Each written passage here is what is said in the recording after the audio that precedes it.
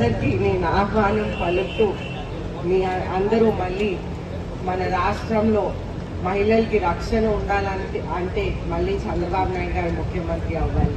మన ఆస్తి మన పేరు మీద, మన ఇల్లైనా మన పొలమైనా మన పేరు మీద ఉండాలంటే మళ్ళీ చంద్రబాబు నాయుడు గారు ముఖ్యమంత్రి అవ్వాలి. మన రాష్ట్రంలో మళ్ళీ నదుల అనుసంధానం మొదలుపెట్టి మనందరికీ ఇంటికైనా పొలంకైనా ఇండస్ట్రీకైనా నీళ్ళు అనేది అందాలంటే మళ్ళీ చంద్రబాబు నాయుడు గారు ముఖ్యమంత్రి అవ్వాలి. మన రాష్ట్రంలో మళ్ళీ కరెంట్ కావాలంటే, మంచి నాణ్యమైన కరెంట్ కావాలంటే 30% కాస్ట్కి తగ్గించి మీ అందరికీ కరెంట్ అందించాలంటే మళ్ళీ చంద్రబాబు నాయుడు గారు ముఖ్యమంత్రి అవ్వాలి. అలాగే మనకి విజన్ 2047 ఇంప్లిమెంట్ అవ్వాలంటే చంద్రబాబు నాయుడు గారు ముఖ్యమంత్రి అవ్వాలి. అలాగే వికసిత్ భారత్ 2047 అవ్వాలంటే నరేంద్ర మోదీ గారు మళ్ళీ ప్రైమ్ మినిస్టర్ అవ్వాలి.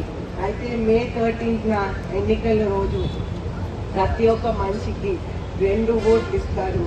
మీ 2 ఓట్లు కూడా సైకిల్ గుర్తు మీద ఓటు వేసి, అలాగే 2 ఓట్లు కూడా బ్యాలెట్ నంబర్ 1 మీద వచ్చినాయి.